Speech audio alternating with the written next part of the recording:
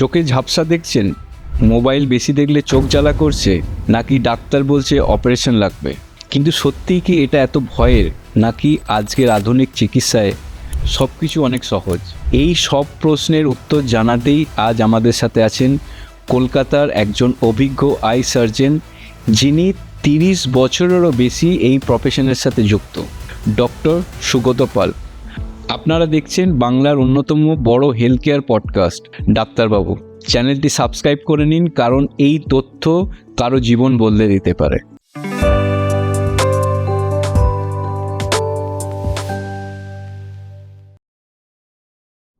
নমস্কার স্যার, হ্যাঁ, ডাক্তারবাবু ইউটিউব চ্যানেলে আপনাকে স্বাগত। নমস্কার এবং শ্রোতা বন্ধুদেরকেও নমস্কার। আমরা আজকে একদম খুব সাধারণ প্রশ্ন দিয়ে স্টার্ট করব। আপনার যে এত বছরের জার্নি, 30 বছরের জার্নি, আগে মানুষের কাছে একটা চোখের অপারেশনের নিয়ে একটা ভীতি ছিল, এখন কি সেই জিনিসটা আছেন? এখন পাল্টাচ্ছে আস্তে আস্তে। আমি যদি বলি ভীতি কিন্তু সবসময় থাকে। আমি যদি নিজে অ্যাজ এ পেশেন্ট অপারেশনের টেবিলে যাই, আমারও একটা ভয় থাকবে। কিন্তু 10, 15, 20 বছর আগে যখন আমাদের হাতে ইন্টারনেটের অ্যাভেলেবিলিটি অতটা ছিল না, আমরা একটা রোগ নিয়ে অতটা জানতে পারতাম না, তখন একটা অজানার ভয় ছিল। এখন কিন্তু আবার আমরা বেশি জানি এবং তারও একটা ভয় থাকে অপারেশন আগে। আরে ডাক্তারবাবু আমার এটা হবে না তো, ডাক্তারবাবু আমার ওটা হবে না তো, এই ভয়টা কিন্তু এখনো আছে। আগে পেশেন্টরা জানতো না, ডাক্তারকে ভরসা করে অপারেশনের টেবিলে যেত, কিন্তু ভয়ে মনে থাকতো। আচ্ছা, আমরা একটা জিনিস খুব শুনি, ল্যাসিক আর স্মাইল, এটা অ্যাকচুয়ালি কি? ল্যাসিক আর স্মাইল এটা হচ্ছে এক ধরনের পদ্ধতি, লেজার আমি বলবো, যার সাহায্যে পাওয়ার কমানো যায়। ওকে। চোখের পাওয়ার, স্পেশালি মাইনাস পাওয়ার যাদের থাকে, তারা কিন্তু চশমা ছাড়া দূরে ভালো দেখতে পারেন না, এবং অনেক সময় এত বেশি পাওয়ার হয়ে যায় যে অনেক মোটা কাচের চশমা পরতে হয়, এবং তারা অনেক সময় মনে করে যে কিভাবে চশমা ছাড়া থাকা যায়। এবং চশমা ছাড়ার একটা উপায় হচ্ছে লেজার সার্জারি, যেটা দুভাবে করা যায়। ল্যাসিক একটা, আর একটা হচ্ছে স্মাইল বা আমরা বলি লেন্টিকুল সার্জারি। লেন্টিকুল সার্জারি মানে কর্নিয়ার ভেতরের একটা লেয়ার আমরা বার করে আনি, দিয়ে পাওয়ারটা কমাই। আর লেসিক বা পিয়ারকে তাতে কর্নিয়ার সারফেস বা সারফেসের তলার যে স্তর, সেটাকে মডিফাই করে পাওয়ারটা কমানো যায়। আচ্ছা, অ্যাজ এ কমন ম্যান আমরা বুঝবো কি করে কোন ট্রিটমেন্টটা বেটার? এটা কিন্তু আপনাকে ডাক্তার বাবুই গাইড করতে পারবেন, আই স্পেশালিস্ট। কিন্তু আরেকটা জিনিস, ল্যাসিক বা লেজার যদি ঠিক মতো পেশেন্ট অ্যাজ এ ডক্টর আমি চুজ না করি, তাতে কিন্তু রেজাল্টস ক্যান গেট অ্যাফেক্টেড। কারণ ল্যাসিক বা স্মাইলের একটা লিমিটেশন আছে, কত পাওয়ার অবধি ট্রিট করতে পারবো, এবং জেনারেলি ওয়ার্ল্ড ওয়াইড এখন ধরা হয় -8। তার ওপরে হলে, বা আমি বলবো অনেক ক্ষেত্রে আমরা -6 এর ক্ষেত্রেও ভাবতে শুরু করি যে ল্যাসিক বা লেজার না করে অন্য পদ্ধতিতে যাবো কিনা। এবং অন্য পদ্ধতিটা কি, ওটা হচ্ছে আমরা বলি ফেকিক আইওএল ইমপ্ল্যান্টেশন। এটা আর কিছুই না, চোখের ভেতরে একটা কন্ট্যাক্ট লেন্স, আমরা কন্ট্যাক্ট লেন্স বাইরে পরি, যেটা হয়তো আমরা পরবর্তীতে আলোচনায় আসবো, কিন্তু এটা কিন্তু এক ধরনের কন্ট্যাক্ট লেন্সই বলা ভালো আমার দর্শক বন্ধুদের বোঝার জন্য। কারণ খুবই পাতলা একটা লেন্স চোখের ভেতরে বসিয়ে দেওয়া হয়, যার আর খোলা পড়া করার কোনো ব্যাপার থাকে না। এর অ্যাডভান্টেজ কি? 1, it can treat power even 18, 19, 20, 25 minus treat করতে পারে। সেকেন্ড, এটা কিন্তু রিভার্সেবল। আপনি ল্যাসিক করলেন, লেজার করলেন, যে কর্নিয়াটাকে মোল্ড করে দিলেন, দ্যাট ইজ ইরিভার্সেবল। আপনি চাইলেও আর ফেরত যেতে পারবেন না। কিন্তু কন্ট্যাক্ট লেন্স যদি পেশেন্টের কোনো অসুবিধে হলো বা পাওয়ার চুজ করতে ভুল হলো, কারণ এই সবই পদ্ধতিগুলো বাই কম্পিউটার ডিটেক্ট করে যে ল্যাসিক কতটা করব, কতটা কর্নিয়া মোল্ড করবো, দ্যাট ক্যান গো রং। বা কত পাওয়ারের কন্ট্যাক্ট লেন্সটা ভেতরে বসাবো, that can go wrong. But এখানে আমরা কিন্তু লেন্সটা বার করে নিয়ে আসতে পারছি খুবই সহজ ভাবে। So it is a reversible. এটা কি খুব কমপ্লিকেটেড হয়? No, it's not that complicated. Results both for LASIK or lenticle surgery or Fekikaibel are very, very good. এটা কি ওয়ান ডে প্রসিডিওর না? এটা not even one day procedure, Okay. খুব অল্প সময়ের মধ্যে অপারেশন হয়ে যায়, পেশেন্ট বাড়ি চলে যায়। আর এটা সাকসেস রেট কিরকম হয়? সাকসেস রেট, ইফ অ্যাজ যেটা আমি প্রথমেই বললাম, doctor if you choose your patient correctly, hmm. success rate is very high and patients are very satisfied. সে একটু আগে বললেন আপনার এআই কম্পিউটার দিয়ে জিনিসটাকে দেখেন, মেজার করেন, তারপরে প্রসিডিউরটা শুরু হয়। তো এটা কি ভবিষ্যতে ডাক্তারকে এআই রিপ্লেস করবে, না এটা অ্যাজ এ সাপোর্ট হিসাবে না, আপনাদের কাজে লাগবে? আমি যেটা বললাম শুরুতে, those are technical machines Measure. which measure, but ওই মেশিনের মধ্যেও কিন্তু এখন এআই চলে আসে। হ্যাঁ। এআই কিন্তু এখন সর্বত্র এখন চলে সর্বত্র আসে। আমি বলবো, আপনি এটা বললেন রিপ্লেস করবে কিনা, এখন যা অবস্থা, আমি এআই কে বলবো, আমি যদি পাইলট হই, এআই হচ্ছে কো পাইলট, আমি এইভাবে বলবো। ঠিক। কারণ AI does a lot of work now in ophthalmology as well. For example, আমি যখন ইংল্যান্ডে দীর্ঘদিন কাটানোর সময়, ইংল্যান্ডে diabetic retinopathy screening is very rigid screening. কেন? কারণ দেখা গেছে ডায়াবেটিক রেটিনোপ্যাথি থেকে কর্মক্ষম অবস্থা, মানে ওয়ার্কিং এজ গ্রুপে বেশি অ্যাফেক্টেড হয়, এবং তাদের ভিশন চলে গেলে ইংল্যান্ডে বা বাইরের দেশে যে ভাতা দেয়া এইসব ব্যাপারগুলো থাকে, তো ওরা কিন্তু খুব স্ট্রিক্টলি স্ক্রিনিংটা করে। তো যাদেরই ডায়াবেটিস হয় তাদেরই চোখের ফটো তোলা হয় রেটিনার, এবং আমরা ওই বসে বসে বসে বসে এইভাবে দেখতাম যে কারণ কিছু আছে কিনা। That tax lot of time. এখন কিন্তু এআই ইজ রিপ্লেসিং দ্যাট। সেক্ষেত্রে হিউম্যান এররের পসিবিলিটি থাকে। এআই এরও এররের পসিবিলিটি থাকে, কিন্তু AI is replacing that in many places. AI কি ডাক্তারের এক্সপিরিয়েন্স, হাজারটা ডাক্তারের এক্সপিরিয়েন্স কে দিয়ে মেশিনটাকে শেখানো হয়েছে যে তুমি এইভাবে, এই হেমারেজ থাকলে তুমি জানবে যেটা ডায়াবেটিক রেটিনোপ্যাথি। তো AI is replacing that, but co-pilot. কারণ তারপরে কি হবে, এবং সেকেন্ডলি আমি আরেকটা কথা বলতে পারি, এআই এ কিন্তু আমি এআই দিয়ে আপনার ট্রিটমেন্ট করালে কিন্তু আপনার ইমোশনাল এটা আমি করতে পারবো না। পেশেন্টের ইমোশনের উপরে অনেক আমাদের ট্রিটমেন্ট মডুলেট করতে হয়। হ্যাঁ, পেশেন্টের সাথে যে আই টু আই কন্ট্যাক্ট, যে পেশেন্ট যে ট্রাস্ট করবে ডাক্তারকে, এই জিনিসগুলো হিউম্যান টাচটা কিন্তু এখনো আমার মনে হয় এআই এর সাহায্যে আসবে না, কিন্তু it is helping in lot of decision making as well. Plus আমরাও দেখেছি, মানে এখনো ফিল করি, মানে হয়তো অসুস্থ ডাক্তার কাছে যাওয়া মাত্রই মনে হয় আমি অর্ধেকটা সেরে গেছি, হয় ওষুধও পড়ি তখন। হ্যাঁ, সেটা অনেকটাই ডিপেন্ড করে আপনার ডাক্তারবাবু কিভাবে আপনার সাথে ইন্টারঅ্যাক্ট করছে। হ্যাঁ, যে ডাক্তারবাবুরা একটু কথা বলতে ভালোবাসেন দেখবেন, তাদের কাছে গেলে মনে হয় যে হ্যাঁ, আমার তো রোগটা অনেকটাই, উনি শুনলেন আমার কথাটা, স্যাটিসফ্যাকশন হয়ে যায়। That is important as well. Sir, এবার আমরা যদি চোখে ছানি পড়া এই দিকটায় আসি, মানে চোখে ছানি পড়া মানে একটা ভীতির সৃষ্টি হয়, মানে অপারেশনের সময় বা প্রসিডিওর সময়। এটা এখনো কি, মানে এটা কি খুবই কমপ্লিকেটেড ট্রিটমেন্ট, এই ছানি অপারেশনের পার্টটা? আমি এইভাবে বলবো, ইটস আ টেকনিক্যালি ভেরি খুব advance treatment, and it's not only technology, ডাক্তারের স্কিলের উপরেই অনেকটা ডিপেন্ড করে।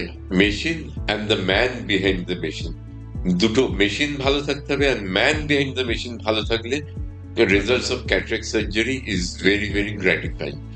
কেন, আগেকার দিনে আমরা বড় করে কেটে অপারেশন করতে হতো, পুরো লেন্সটাকে বার করে নিয়ে আসতে হতো, এবং অত বড় কাটা জুততে সময় লাগতো, কাজেই রেস্ট্রিকশন কিন্তু অনেক বেশি দিনের থাকতো।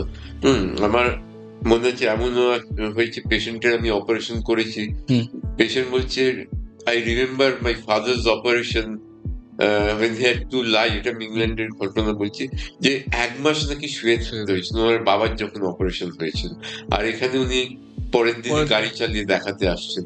তো এই যে আমরা এটাকে আমরা বলবো একটা বৈপ্লবিক পরিবর্তন, যে কোথা থেকে আমরা টেকনোলজি কোথায় নিয়ে এসছি, এবং ডেফিনেটলি আরো অনেকটাই এগিয়ে যাবে টেকনোলজি। আর এই আপনার ক্যাটারাক্ট প্রসিডিওরটা 10-15 মিনিটের মধ্যেই তো এখন হয়ে যায়।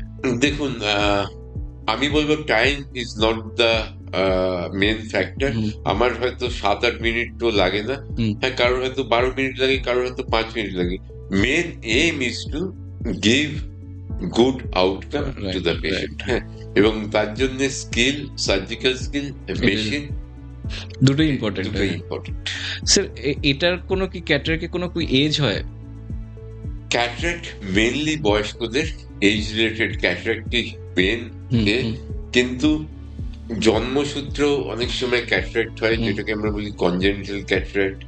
হ্যাঁ, মায়ের উম্বে থাকাকালীন অনেক সময় ইনফেকশন থেকে, কিছু কিছু ইনফেকশন থেকে ক্যাটারাক্ট হতে পারে।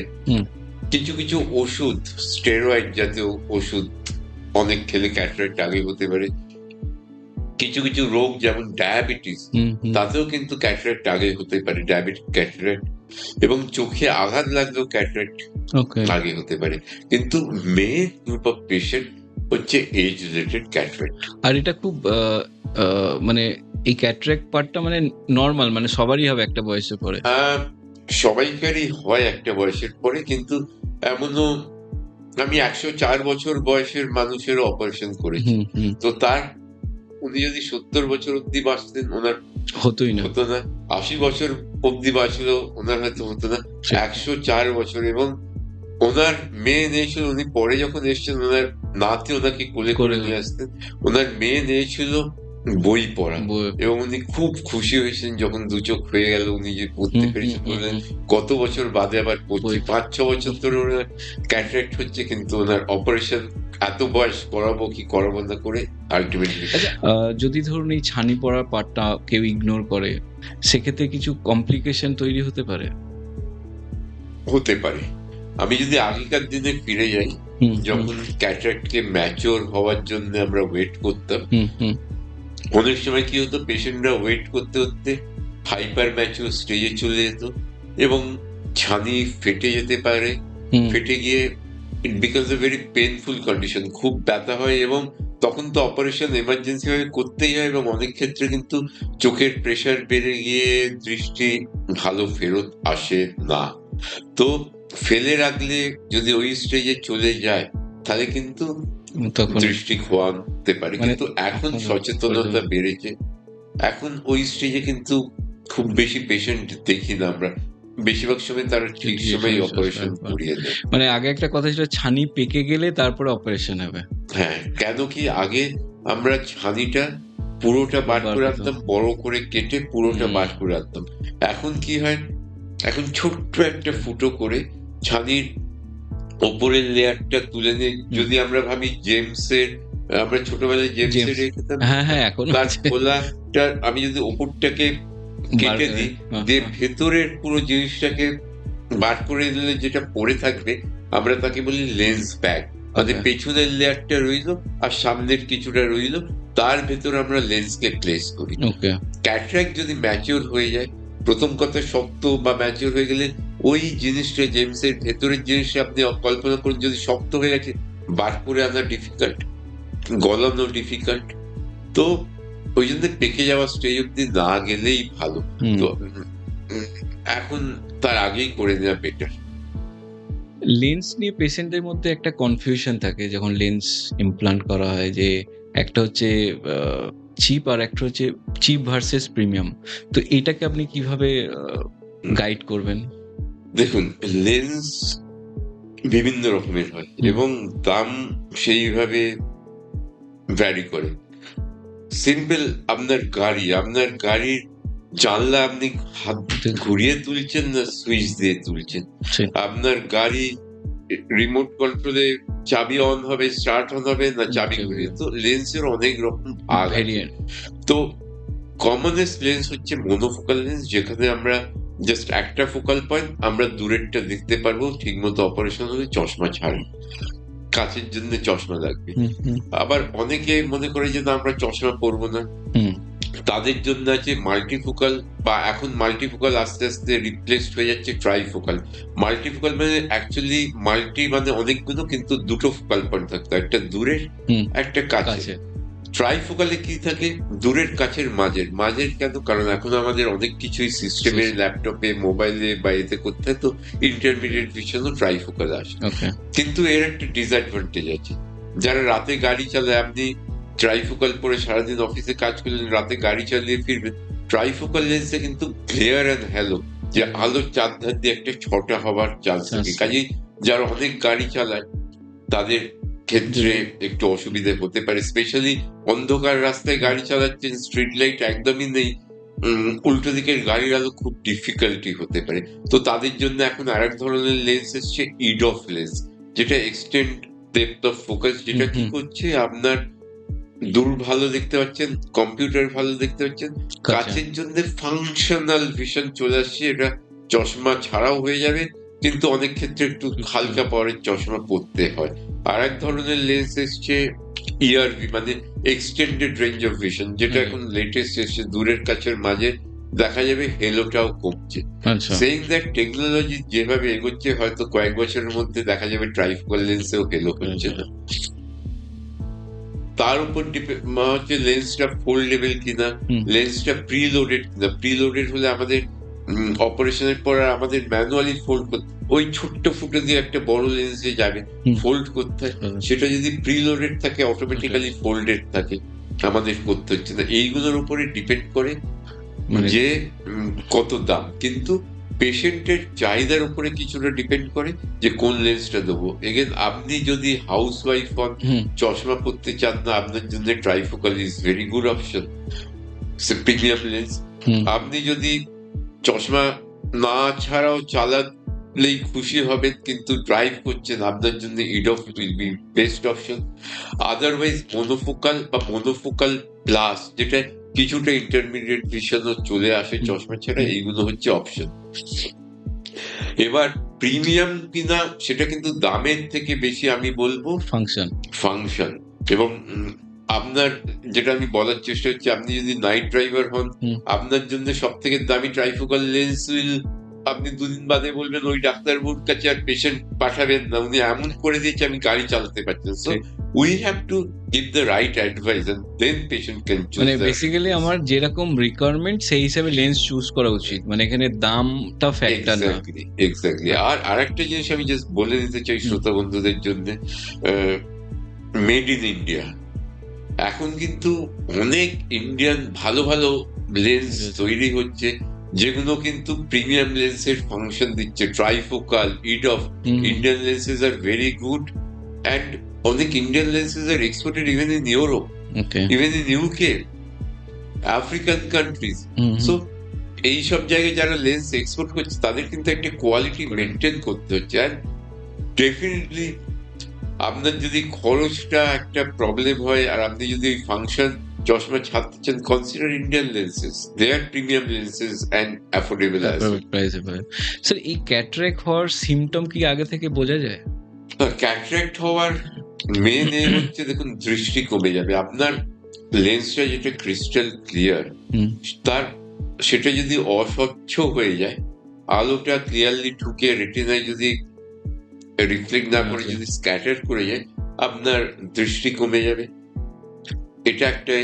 এবং অনেক সময় আমরা আলোর চারধারে রামধনু দেখতে পাই, এটা গ্লকোমা হলেও দেখতে পারে, অনেকে দেখে। কাজেই ওটা দেখা মানে যে আমার ছানি পড়েছে তা না, ওটা দেখা মানে ডাক্তার বাবুর কাছে যাওয়া, উনি দেখবেন ছানি না অন্য কিছু।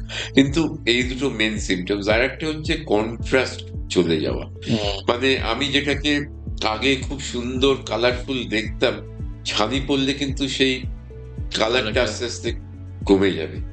এবং এটা নিয়েও অনেক স্টাডিজ আছে। ফ্রেঞ্চ আর্টিস্টদের কিছু আছে, তারা একই জিনিস পেন্ট করেছেন, যে কালারে পেন্ট করেছেন, পরে তাদের ছানির অপারেশন হয়ে যাওয়ার পরে একই জিনিস পেন্ট করেছেন, একই much more vibrant and colourful. So কন্ট্রাস্টটা কমে যায়। তো মেন হচ্ছে কম দেখা। সে অনেক সময় চোখ, মানে অনেক সময় চোখে তারা তারা এরকম দেখা যায়, ওটা কি? ফ্লোটার্স, খুব ভালো প্রশ্ন। ফ্লোটার্স হচ্ছে অনেক কারণে আসতে পারে, জন্মগত ফ্লোটার্সও থাকতে পারে, কিন্তু কমনেস্ট একটা কজ অফ ফ্লোটার হচ্ছে বয়সের সাথে সাথে আমাদের রেটিনার সামনে একটা জেলি থাকে, যেটাকে আমরা বলি ভিট্রিয়াস। ওই ভিট্রিয়াসটা শ্রিঙ্ক করে রেটিনার থেকে ছেড়ে এসে ফ্লোট করে, আমরা ফ্লোটার দেখতে পারি। কিছু কিছু ইনফ্লামেশনও যদি হয় বা ইনফেকশন হলেও আমাদের ফ্লোটার্স চোখের সামনে আসে, which are treatable। আর জন্মগত কিছু ফ্লোটার্স থাকতে পারে। আমি অনেকদিন আগে একটা মুভি দেখেছিলাম, বিদেশি মুভি দেখেছিলাম, ওখানে আপনি যেটা একটু আগে বললেন যে আর্টিস্ট ছিল, ওইখানটার গল্পটা এরকম ছিল, আর্টিস্টটা আস্তে আস্তে ওর ভিশনটা ব্ল্যাক অ্যান্ড হোয়াইট হয়ে যায়। এটা কি সত্যি না এটা একটা গল্প?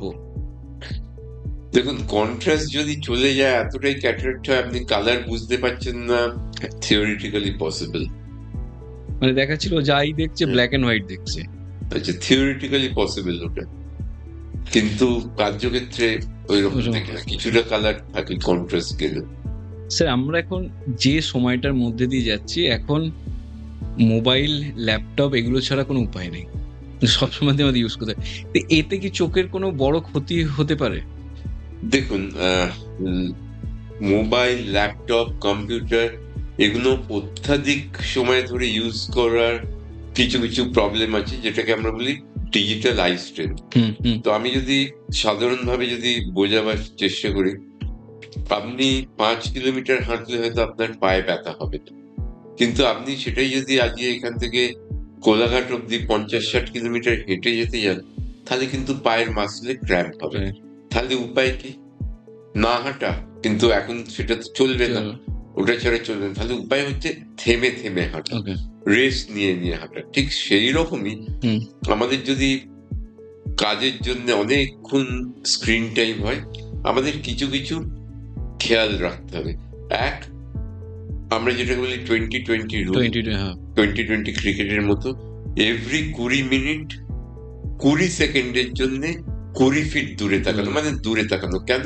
আমি স্ক্রিনে যখন দেখছি, আমার যে অ্যাকোমোডেশন করতে হচ্ছে, যেই দূরে তাকাচ্ছি, আমার ওই অ্যাকোমোডেশনটা ব্রেক হচ্ছে, মাসেল স্ট্রেনটা কম হচ্ছে। তো এই ব্রেকটা দরকার। এক।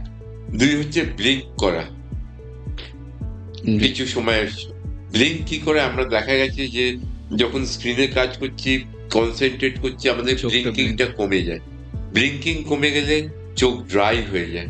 ড্রাই হয়ে গেলে কিন্তু ব্লারিং অফ ভিশন, মানে কম দেখা, চোখ জ্বালা করা, চোখ লাল হয়ে যাওয়া, এই যে কম্পিউটার ভিশন সিনড্রোম বলি, এইগুলো শুরু হতে থাকে। তো আমরা যদি ব্লিঙ্ক করি, ব্লিঙ্কের সাথে সাথে কি হয়, আমাদের চোখের যে নর্মাল চোখের জল, সেটা কিন্তু আমাদের সারফেসের উপর আমরা ছড়িয়ে দিচ্ছি। So blinking is important. Second, এক হচ্ছে ব্রেক, যেটা বললাম, ব্লিঙ্কিং। থার্ড হচ্ছে চোখ মাঝে মাঝে নিজেই জল দিয়ে ধোয়া। তাছাড়া আমরা যখন সিস্টেমে অনেকক্ষণ বসে কাজ করি, শুধু চোখ না, আমরা কিন্তু একইভাবে বসে আছি, হাত এইভাবে করছি, তো হাতের মাসল, ঘাড়ের মাসলস, এইগুলোরও কিন্তু স্প্যাজম হতে পারে। তো ঘাড় ফ্রি করে নেওয়া, হাতগুলো একটু ফ্রি, এইগুলো কিন্তু রেগুলার করা উচিত। এবং তারপরেও যদি কারোর দেখা যায় যে চোখ ভার হয়ে যাচ্ছে, চোখ লাল হচ্ছে, কড়কড় করছে, খচখচ করছে, ডাক্তারকে দেখানো উচিত। কারণ প্রথমে আমরা দেখি চশমা লাগবে কিনা। অনেক সময় আন্ডার কারেক্টেড যদি থাকে, বা কারোর চশমা দরকার, পড়ছে না, কাজ করছে, তাদের কিন্তু এই অসুবিধে বেশি হয়। চশমা লাগলে চশমা পরতে হবে, এবং চশমা পরলে আমরা তার সাথে সাথে কিছু অ্যাডেড জিনিস দিতে পারি, যেটা কম্পিউটারে কাজ করার জন্য সুবিধা, যেটা আমি পরে আসছি। এবং কিছু কিছু চোখের ড্রপ, যেটাকে আমরা বলি আর্টিফিশিয়াল টিয়ার, যেটা অনেকক্ষণ যারা কাজ করে, ব্লিঙ্কিং কম হচ্ছে, তাদের ক্ষেত্রে কিন্তু ইজ ভেরি হেল্পফুল, খুবই কাজে দেয় এই ড্রপগুলো। আর্টিফিশিয়াল টিয়ার বিভিন্ন রকমের আছে, এবং এই ড্রপ আপনি কিন্তু ডাক্তারবাবুকে না দেখেও দিতে পারেন। বাইরের দেশে এগুলো কিন্তু স্টোরে পাওয়া যায়, কিনে নেওয়ার জন্য দিতে পারেন। আচ্ছা, আরেকটা জিনিস যেটা আমি দেখেছিলাম, যে ব্লু লাইট গ্লাস, এটা কি মানে রেকমেন্ডেড না, এটা এখন ট্রেন্ড চলছে? ব্লু লাইট ফিল্টার, হ্যাঁ, blue light filter is a trend. হ্যাঁ, অনেকে ভাবে যে ব্লু লাইট ফিল্টার দেওয়া চশমা পড়লে আমার কম্পিউটার ভিশন সেরে যাবে।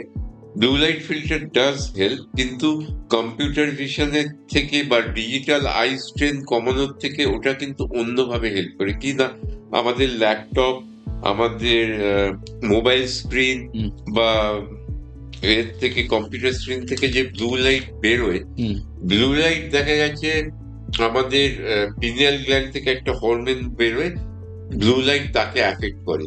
আর ওই হরমোনটার কাজ কি, আমাদের সার্কাডিয়ান রিদিমটাকে মেনটেন করে। তার মানে কি, আমি কখন ঘুমোবো, কখন ঘুম নিজের থেকে ভেঙে যাবে, সেটাকে মেনটেন করে। এবার আমি যদি ব্লু লাইট ফিল্টার গ্লাস না পরে আমি যদি অত্যাধিক, specially evening a computer mobile বেশি করি, ওই ব্লু লাইট কিন্তু আমার ওই রিজিমটাকে ঘেঁটে দেবে। কাজেই রাতের ঘুম নষ্ট হওয়া, পরের দিন ঘুম থেকে ঠিক মতো উঠতে না পারে, এই ব্যাপারগুলো থাকবে।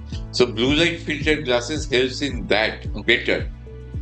কিছুটা ডিজিটাল স্ক্রিনের ক্ষেত্রে সাহায্য করে, কিন্তু ডিজিটাল স্ক্রিন কমাবার ব্লু লাইটের থেকে বেটার হচ্ছে 20-20 রুল, চোখ ধোয়া, ব্লিঙ্ক করা, এগুলো আরো বেটার হেল্পফুল।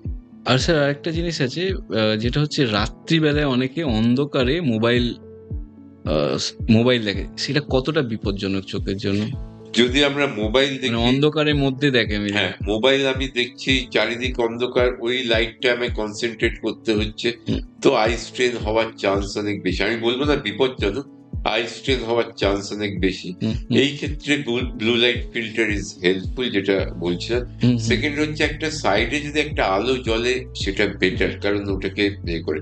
এবং এখন কিন্তু মোবাইলেও অনেক নাইট শেড, এই ধরনের জিনিস এসছে, যেটা কিন্তু অনেকটা লাইটটাকে ওইভাবে অ্যাডজাস্ট করে দেয় যে চোখের অতটা ক্ষতি না হয়। যেটা বলছিলাম, টেকনোলজি এগোচ্ছে, যেটাকে আমরা হয়তো 5 বছর আগে বলতাম খুব ক্ষতিকারক, এখন কিন্তু বলতে, হ্যাঁ এখন বলা যাবে না। এখন মোবাইলে অনেক এরকম ফিচার্স এসে গেছে, আপনি লাইট কম বেশি বা আপনার লাইট অনুযায়ী অটোমেটিক্যালি মোবাইল আপনাকে অ্যাডজাস্ট করে দিয়ে দেয়।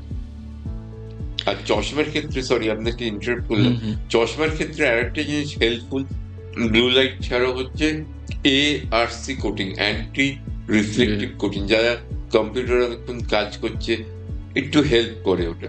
আর ইউভি প্রোটেকশন যদি থাকে, গ্লাসেস যারা আউটডোরে বেশি অ্যাক্টিভ থাকে, তাদের ইউভি প্রোটেকশন থাকলে ছানি পড়াটা একটু ডিলে হওয়ার চান্স থাকে, চোখ একটু বেটার থাকে।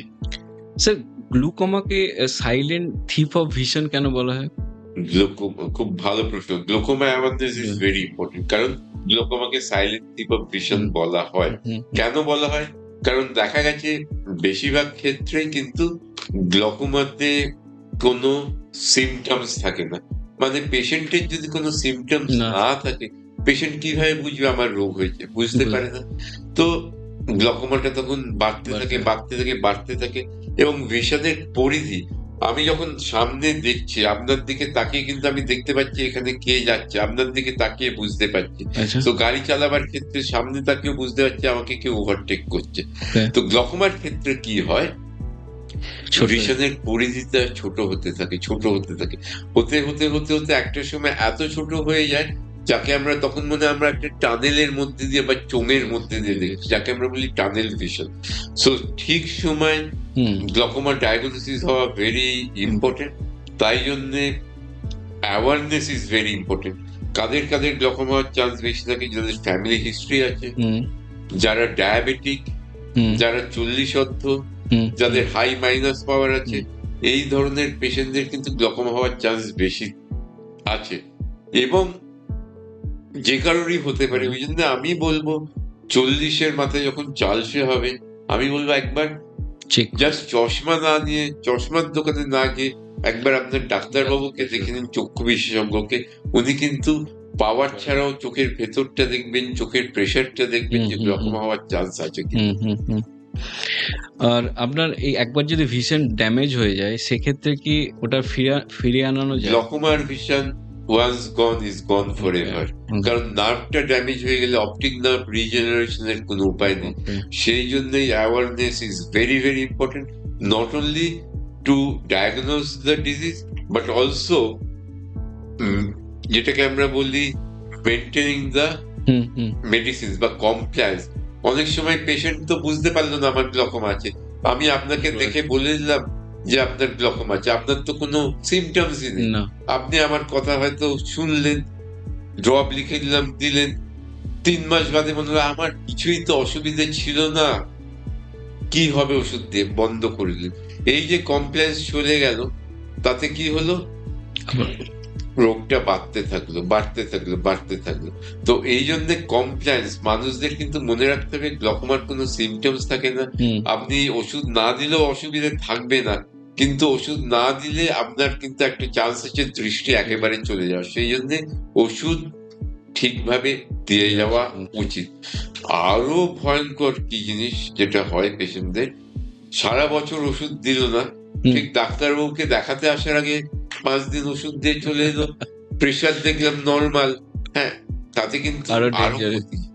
কারণ আমি তো ধরতেই পারলেন না যে হ্যাঁ। অ্যাকচুয়ালি কি হচ্ছে। হ্যাঁ, তো এইগুলো খুব সচেতনতা যত বাড়বে, এবং থ্যাঙ্কস টু ইউ পিপল যে আপনারা এই যে প্রোগ্রামগুলো করছেন, এতে কিন্তু দর্শকদের সচেতনতা Awareness। অনেক বাড়ছে। অ্যাওয়ারনেস বাড়লে ডাক্তারদের পক্ষেও কিন্তু সুবিধা। সুবিধে হয়।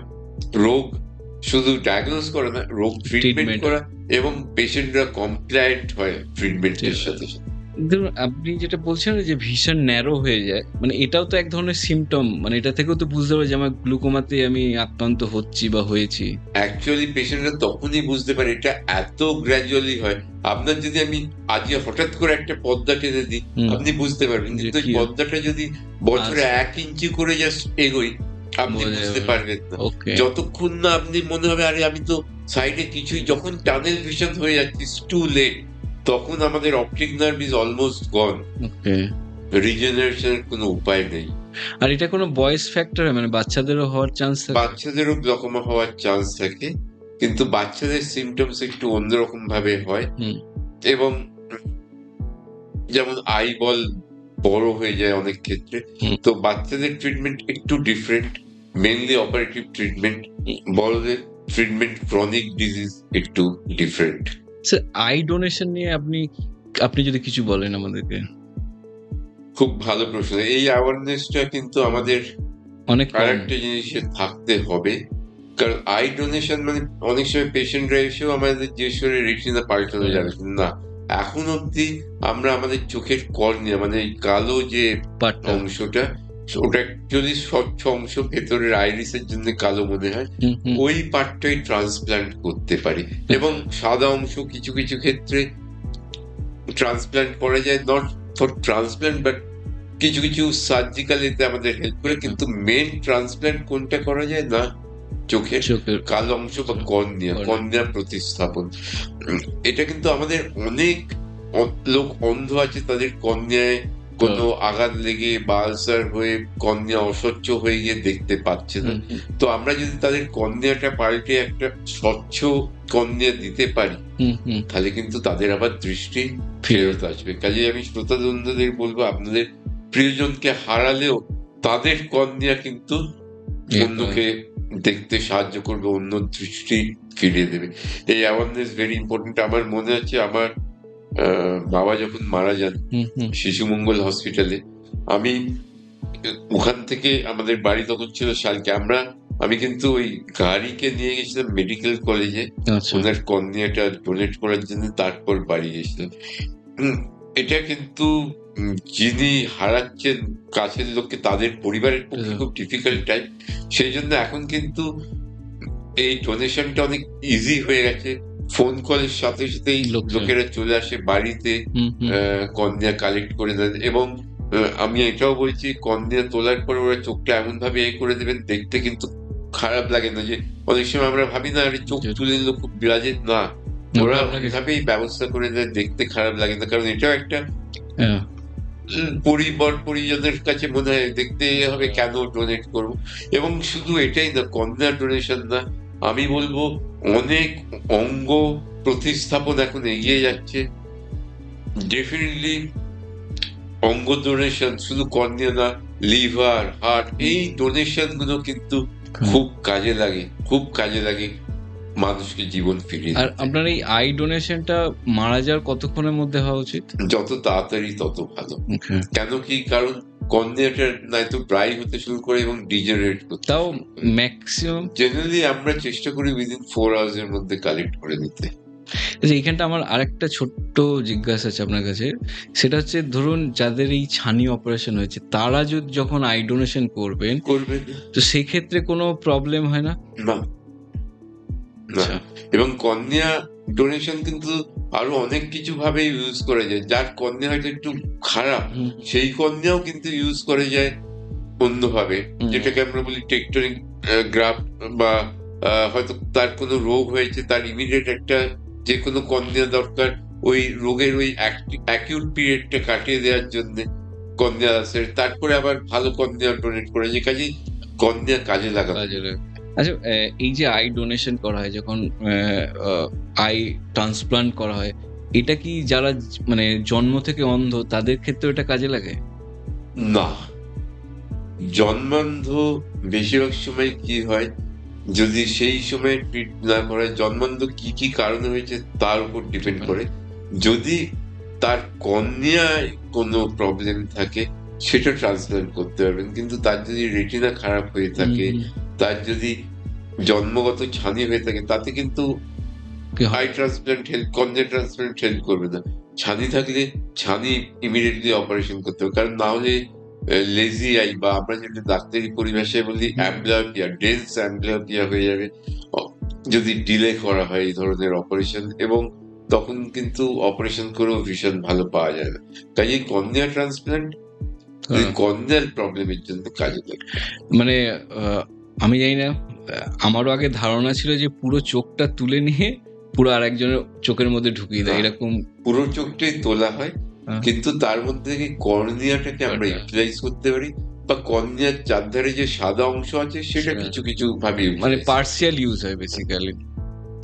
আচ্ছা স্যার, রেটিনাল লেজার এটা কি? লেজার হচ্ছে এক ধরনের আলোর রশ্মি। চোখে কিন্তু লেজারের অনেক রোল আছে, যেমন আমরা শুরুতে বলছিলাম ল্যাসিক, স্মাইল, এগুলো এক ধরনের লেজার। রেটিনাল লেজার রেটিনাল কিছু কিছু ডিজিজের ক্ষেত্রে কাজে লাগে। যেমন ধরুন রেটিনা কোনো কারণে ছিঁড়ে গেল, চোখের জেলি বলছিলাম শ্রিঙ্ক করে ছাড়ার সময় রেটিনা টান করে রেটিনা ছিঁড়ে যেতে পারে, তখন আমরা কি করি, তার চারধার দিয়ে লেজার করে দিই যাতে ওর থেকে ডিটাচমেন্ট না হতে পারে। কিছু কিছু ডায়াবেটিক আই ডিজিজে বা কিছু কিছু চোখের স্ট্রোকে নতুন রক্তশিরা তৈরি হতে পারে, সেই রক্তশিরাগুলো কিন্তু খুব ইজিলি ফেটে গিয়ে ব্লিড করতে পারে। তো এইগুলোকে যাতে রিগ্রেস হয়ে যায় তার জন্য আমরা লেজার করি, রেটিনাল লেজার বলে, প্যান রেটিনাল ফটোকোয়াগুলেশন বলি আমরা আমাদের পরিভাষায়। বা কিছু কিছু সময় ডায়াবেটিসে কোনো কোনো রক্তশিরা ছোট্ট ছোট্ট লিকেজ হয়, সেগুলো ঝাল দেয়া বেসিক্যালি লেজারের সাহায্যে যাতে লিকেজটা বন্ধ হয়। তো এগুলোই মেন ইম্পর্টেন্স লেজারের চোখের। স্যার চশমা নিয়ে যেমন আমরা একটা আপনার কাছে প্রশ্ন আছে, যেটা হচ্ছে ছোট থেকে শুনেছি যে চশমা না পড়লে পাওয়ার বেড়ে যায়, এটা কি মিথ? দেখুন, চশমা পড়লেও পাওয়ার বাড়তে পারে, চশমা না পড়লে পাওয়ার আরো বাড়বে। কেন চশমার পাওয়ার রয়েছে, আমরা যদি চশমাটা দিয়ে তাকে আমরা সাহায্য না করি তাহলে কি হবে, চোখের উপর চোখের প্রেশার বা স্ট্রেন বেশি হবে, অ্যাকোমোডেশন বেশি করতে হবে আমাদের লেন্সটাকে দেখার জন্য ক্লিয়ারলি, তো তাতে করেও পাওয়ার বাড়বে। কাজে চশমা থাকলে সবসময় পড়া উচিত। কিন্তু চশমা পড়লেও অনেক পেশেন্টের মা বাবা এসে বলেন যে 24 ঘন্টা পড়ে আছে তাও কেন পাওয়ার বাড়ছে। চশমা পড়লেও পাওয়ার বাড়তে পারে। আপনার ছেলে মেয়ে যদি 24 ঘন্টা মোবাইল নিয়ে বসে থাকে পাওয়ার বাড়বে, কারণ অ্যাকোমোডেশন বেশি হচ্ছে। তারপরে গ্রোথের সাথে সাথে আইবল বড় হলেও মাইনাস পাওয়ার বাড়ে একটা সার্টেন টাইম অব্দি, কিন্তু চশমা না পড়লে বাড়ার চান্সেস বেশি। অনেকে কি হয়, কন্ট্যাক্ট লেন্স পরলে তাদের চোখে বিভিন্ন রকমের প্রবলেম শুরু হয়, চোখ জ্বালা করে, চোখ লাল হয়ে যায়, এটা কি নর্মাল? মানে এটা কেন হয়? দেখুন, কন্ট্যাক্ট লেন্স কিন্তু ইজ এ ভেরি গুড, আমি বলবো সাবস্টিটিউট অফ চশমা। যে চশমা পড়তে চাইছে না বা অপারেশনেও যেতে চাইছে না, contact lens is a good option.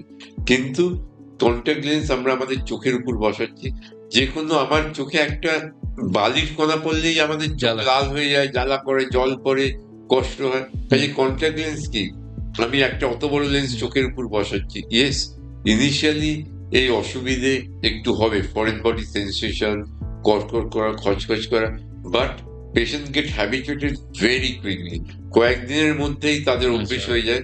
এবং খোলা পড়া ঠিক মতো করলে, কন্ট্যাক্ট লেন্সের যত্ন ঠিক মতো নিলে, যে আমায় ডাক্তারবাবু বলে দিয়েছেন 12 ঘন্টা পড়তে হবে, আমি পড়লাম 20 ঘন্টা, আমায় ডাক্তারবাবু বলে দিয়েছেন এটা আপনার ডেলি ডিসপোজেবল লেন্স, আমি 5 দিন পড়লাম, ডাক্তারবাবু বলে দিয়েছেন এটা আপনার মান্থলি ডিসপোজেবল লেন্স, আমি 6 মাস করলাম, তাহলে কিন্তু চোখের ভয়ঙ্কর ক্ষতি হতে পারে। এবং কন্ট্যাক্ট লেন্স পরে ঘুমিয়ে পড়া, এটা একটা ব্যাড হ্যাবিট অনেকে, তাতেও কিন্তু চোখের ক্ষতি হওয়ার চান্স থাকে। কাজে দিনের শেষে কন্ট্যাক্ট লেন্স খুলে রেখে দেওয়া, যতক্ষণ পড়তে বলা হয়েছে ততক্ষণ পড়া, কন্ট্যাক্ট লেন্স পরা অবস্থায় চোখ রোগড়ে ফেললেও মুশকিল, এইসব জিনিসগুলো খেয়াল রাখতে হবে। But it's a good option, substitute of glasses. LASIK করলে কি এটা পার্মানেন্টলি আর লেন্সের দরকার হয় না? ল্যাসিক করলে যদি আমি ঠিক মতো পেশেন্ট চুজ করি, পাওয়ার ফেরত আসার চান্স কম till the age of 40। Okay. 40-এ গিয়ে আমি মাইনাস পাওয়ারটা তো সরিয়ে দিচ্ছি, কিন্তু 40-এ গিয়ে আপনার চালসে প্লাস পাওয়ার তো আসবে, তখন আবার চশমা পড়তে হবে। আর আমি যদি পেশেন্ট ভুল চুজ করি, যার ল্যাসিক করলে কি হয়, আমরা কর্নিয়ার থিকনেস থেকে কিছুটা অংশ সরিয়ে দিলাম, যার কর্নিয়া ঠিক মতো থিকনেস নেই আর হাই পাওয়ার রয়েছে, তাকে আমি যদি ল্যাসিক করে দিই, কর্নিয়াটা অনেক পাতলা হয়ে গেলে কর্নিয়া বেঁকে যাওয়ার একটা চান্স বেশি থাকে, কাজেই পাওয়ার ফেরত আসার চান্স খুব বেশি থাকে, এবং অনেক ক্ষেত্রে খুব তাড়াতাড়ি ফেরত আসে এবং অনেক বেশি পাওয়ার ফেরত আসে। কাজেই ঠিক পেশেন্ট চুজ করা, সব ক্রাইটেরিয়া ফুলফিল করা করে পেশেন্ট চুজ করা কিন্তু ল্যাসিকের ক্ষেত্রে খুব জরুরি। স্যার এবার ধরুন আমরা তো বড়রা বুঝতে পারি যে চোখে একটা কিছু প্রবলেম হচ্ছে, আমরা দেন এন্ড দেয়ার ডক্টরের কাছে যাই, কিন্তু একটা জিনিস আছে যারা বাচ্চা, একদম বাচ্চা, তারা তো চোখ কি প্রবলেম হচ্ছে বলতে পারে, সেক্ষেত্রে আমরা কি করে বুঝবো যে ওর চোখে প্রবলেম হচ্ছে? খুব ভালো প্রশ্ন, এই জন্য আমি বলবো এগেন অ্যাওয়ারনেস, মা বাবা বা প্যারেন্টসদের ক্ষেত্রে অ্যাওয়ারনেসটা থাকা জরুরি। এক, যদি আপনি বাচ্চার জন্মর পরে, আমরা বলি হোয়াইট রিফ্লেক্স, অনেক সময় আমরা ফটো তুললে দেখি না একটা রিফ্লেক্স চোখের মনির মধ্যে দিয়ে আসে, আমরা যদি বাচ্চার চোখের মধ্যে দেখি হোয়াইট রিফ্লেক্স, চোখের সেন্টারে আমরা দেখছি যে সাদা কিছু দেখতে পাচ্ছি, সেটা কিন্তু ইমিডিয়েটলি ডাক্তারবাবুকে দেখানো উচিত, কারণ এটা চোখের ছানিও হতে পারে জন্মগত, যার ইমিডিয়েট অপারেশন দরকার। এটা কিন্তু চোখের টিউমারও হতে পারে, রেটিনোব্লাস্টোমা আমরা যেটাকে বলি, বাচ্চাদের এক ধরনের চোখের টিউমার। তো হোয়াইট রিফ্লেক্স দেখলে কিন্তু ইমিডিয়েট করোনা বাচ্চার ইমিডিয়েট ডাক্তারকে দেখানো উচিত। এক, দুই, আপনি যদি দেখেন বাচ্চা একটা বয়সের পর ঠিক জিনিস খেলনা বাইরের দিকে এগিয়ে যাচ্ছে না, হাত এগোচ্ছে না বা অনীহা দেখাচ্ছে, তাহলেও কিন্তু ভাবতে হবে যে কম দেখছে, মানে ভিশনের প্রবলেম আছে। বাচ্চা হাঁটতে শুরু করেছে, দেখলেন টিভি দেখা সোফায় বসিয়ে দিয়েছেন, টিভিটা সোফায় না বসে দেখে হয়তো টিভির কাছে চলে যাচ্ছে দেখার জন্য, ভাবতে হবে ওর পাওয়ার আছে কিন্তু কেন এত সামনে গিয়ে দেখছে। বা বাচ্চা সোজাসুজি না দেখে চোখটা এমনি কাত করে দেখছে কিনা, ভাবতে হবে পাওয়ার আছে কিনা। নর্মালি আমরা বলি প্রি স্কুলে যে একবার স্ক্রিনিং করে নিতে, কিন্তু যদি হোয়াইট রিফ্লেক্স দেখেন বা এই জিনিসগুলো যদি দেখেন, বা অনেক সময় দেখলেন যে চোখটা বাচ্চার ভেতরের দিকে ঢুকে যাচ্ছে বা চোখ একটা বাইরের দিকে ঢুকে যাচ্ছে, যেটাকে আমরা বলি ট্যারা, খালি 4 বছর 4.5 বছর অব্দি ওয়েট করবেন না, তার আগেই ডাক্তারের পরামর্শ নেওয়া উচিত। এবং বেশিরভাগ ক্ষেত্রেই কিন্তু এই ট্যারা ভাব চশমা পড়লেই চলে যায়, এবং ঠিক সময় চশমা পড়লে লেজি আই বা অ্যাম্বলিওপিয়াও ডেভেলপ করে না, প্রতিরোধ করতে পারি, এবং তারপরে কিছু কিছু ক্ষেত্রে অপারেশনের দরকার হলে অপারেশন করতে হবে, কিন্তু ঠিক সময় যদি আমরা এইগুলো ট্রিট না করি তাহলে অপারেশন করে লাভ পরবর্তীকালে দেরি হয়ে যাবে।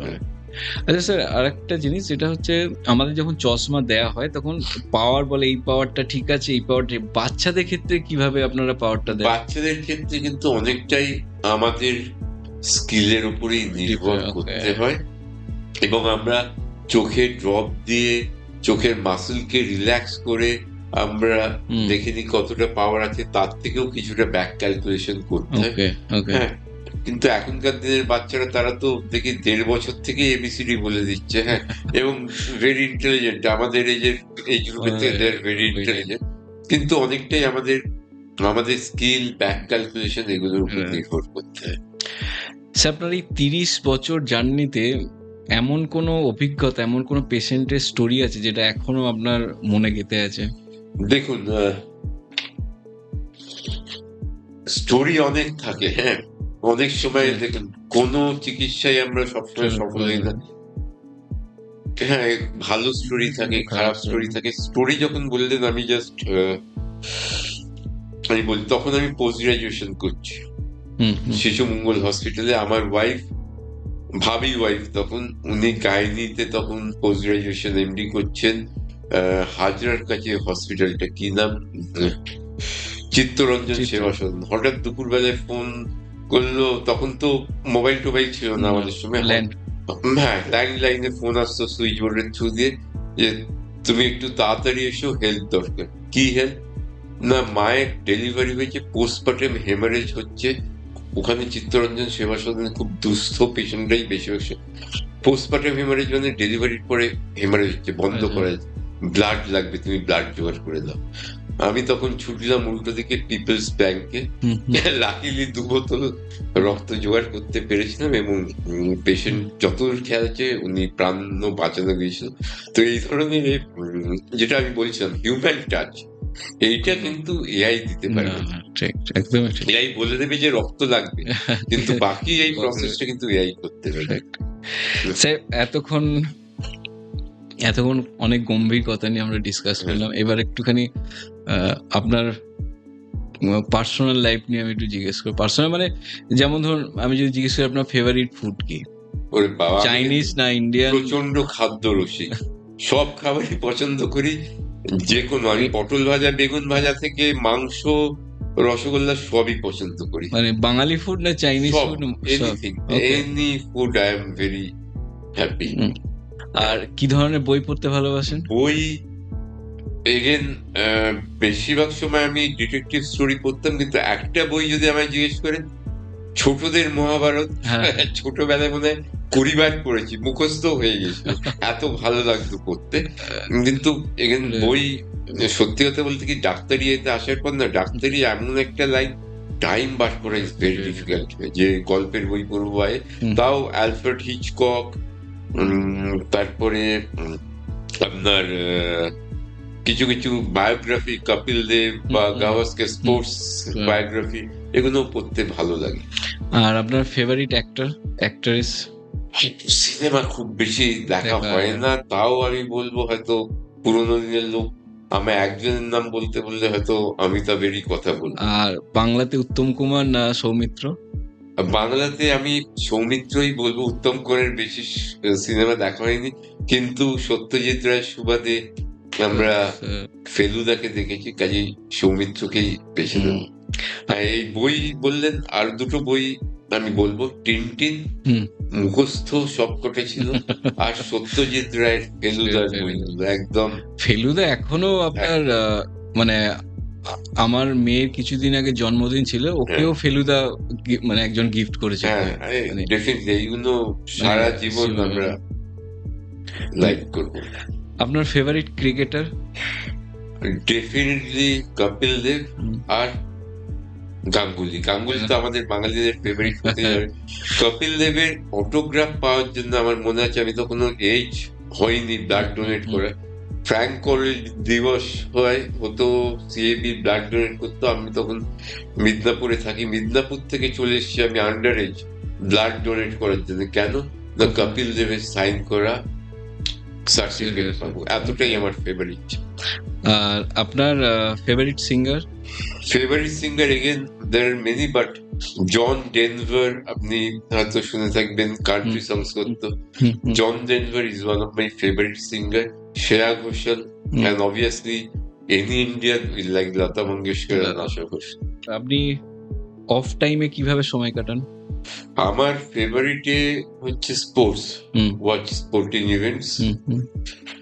আর যদি ছুটি ছাটা পাওয়া যায়, যেটা খুবই, দেশে ঘুরতে যাওয়া, দেশের কোথাও বা বাইরের দেশে ঘুরতে যাওয়া, নতুন কালচার, নতুন কি ধরনের জীবন তারা যাপন করছে এগুলো দেখা, বা আর্কিটেক্ট, স্থাপত্য বিভিন্ন জায়গায় এগুলো দেখা।